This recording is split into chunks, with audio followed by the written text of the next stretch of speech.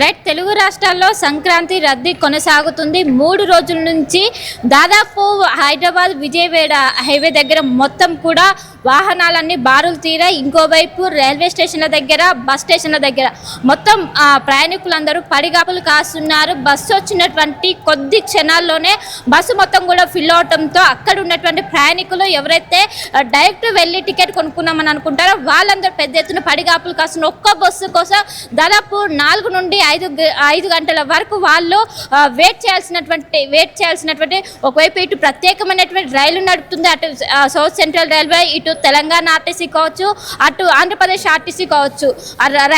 బస్సులను కూడా ప్రత్యేకంగా నడుపుతున్నప్పటికీ బస్సెస్ అందరూ కూడా దాదాపు ఎక్కువగా ఇటు హైదరాబాద్లో ఏపీ సెటిలర్స్ ఎక్కువగా ఉండడంతో అందరూ కూడా పయనమే. దాదాపు 40% వరకు సిటీ మొత్తం కూడా ఖాళీ అయిందని చెప్పుకోవచ్చు. ఎక్కడ చూసినా ప్రస్తుతం జేబీఎస్ చూసినా, ఎంజీబీఎస్ చూసినా, నాంపల్లి స్టేషన్ చూసినా, ఇంకోవైపు కాచిగూడ స్టేషన్ చూసినా కూడా మొత్తం కూడా ప్రయాణికులతో కిక్కిరిసిపోయే ఇసుకేసే రానటువంటి జనం ఉన్నారు. ఎక్కడికక్కడ చిన్న పిల్లలతో సహా వచ్చి అక్కడ బస్సు కోసం కావచ్చు, ట్రైన్ కోసం పడిగాపులు కాస్తున్నారు. ఇంకోవైపు హైదరాబాద్ విజయవాడ హైవే అనేది గత 3 రోజుల నుంచి కూడా ఒకవైపు పార్కింగ్ లో వెహికల్స్ పెట్టినట్టు కూడా మొత్తం కూడా క్యూలో ఉన్న చీమల దండులాగా ప్రస్తుతం అక్కడ సినారియో అయితే కనిపిస్తున్నది.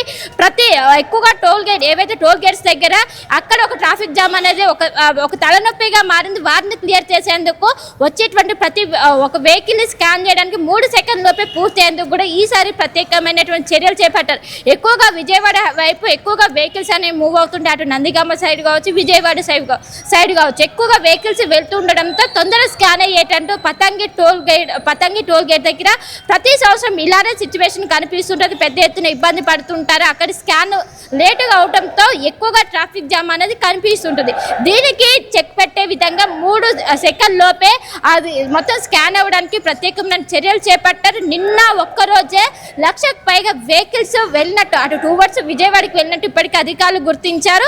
ఈ రోజు ఆదివారం కావడంతో ఈ రోజు కూడా అదే విధంగా పరిస్థితి ఉన్నది. మొత్తం ఒకవైపు మొన్న నుంచి స్కూల్లో కావచ్చు, కాలేజీలకు హాలిడేస్ ప్రకటించారు. తెలంగాణ ప్రభుత్వం చెప్పినట్టుగా టోల్ గేట్ ఛార్జీలు వసూలు చేయమంటున్నారు. టోల్ గేట్ ఛార్జీలు వసూలు చేయకుండా అందరికీ డైరెక్ట్ గా క్లియరెన్స్ ఇస్తూ ఉంటారు. సో ఏంటి సిచ్యువేషన్ మరి? అంటే టోల్ గేట్ ఛార్జీలు వసూలు చేయకపోయినా ఆలస్యం అవుతోందా? ఈ ట్రాఫిక్ ని క్లియర్ చేయడం కోసం తెలంగాణ పోలీసులు ముఖ్యంగా టోల్ గేట్ సిబ్బంది ఎటువంటి ప్రయత్నం చేస్తున్నారు?